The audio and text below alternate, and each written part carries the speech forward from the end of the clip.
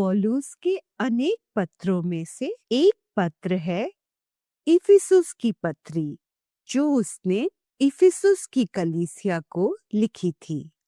लेकिन इस पत्री का मकसद हर कलीसिया को संबोधित करना था और यह पत्री, जो कि पवित्र शास्त्र बाइबल में पाई जाती है, आज की कलीसिया के लिए भी उपयोगी है।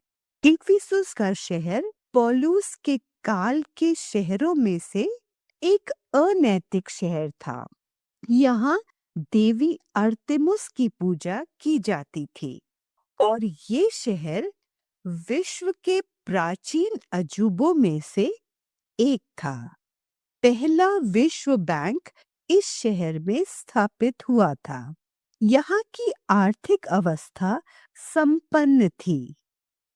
आइए मित्रों, कुछ समय के लिए हम इफिसुस को लिखी गई पौलुस की पत्री पर मनन करेंगे। पवित्र शास्त्र बाइबल से पढ़ते हैं इफिसियों 1:1-6।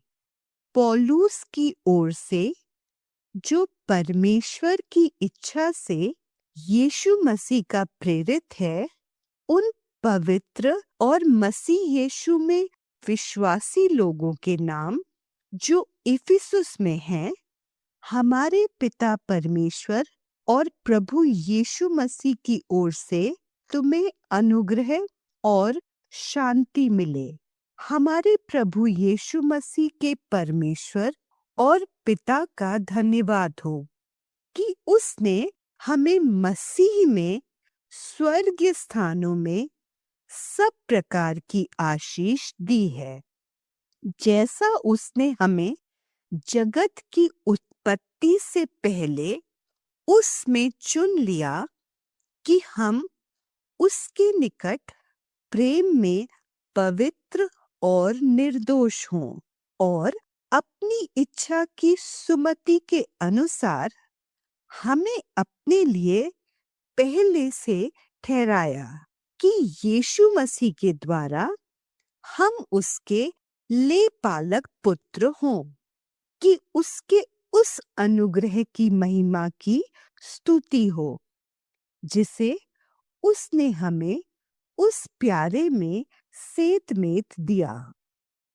आरंभ में ही पौलुस कहता है कि वो जो परमेश्वर की इच्छा से प्रभु यीशु का प्रेरित है, तो सबसे पहले जो परमेश्वर के जन हैं, हमारे लिए ये जानना आवश्यक है कि परमेश्वर की इच्छा क्या है।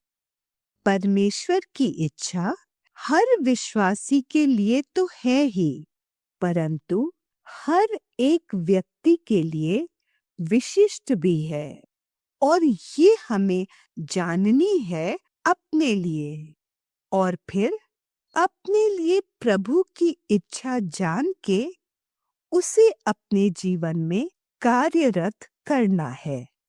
इस अनुच्छेद में पौलुस परमेश्वर का स्तुति गान और हमारे लिए उसकी आशीष का वर्णन करता है कि किस प्रकार परमेश्वर ने हमें आत्मिक आशीषों से तृप्त किया है और अपने अनुग्रह में हमें बेटा और बेटी बनाया है। पर इसके साथ साथ वो हमसे ये अपेक्षा करता है कि हम उसके समक्ष पवित्र और निर्दोष हों। मित्रों, परमेश्वर ने हमें अपने अनुग्रह से अपने लिए चुना है। इसमें हमारा कोई कर्म या योगदान नहीं है।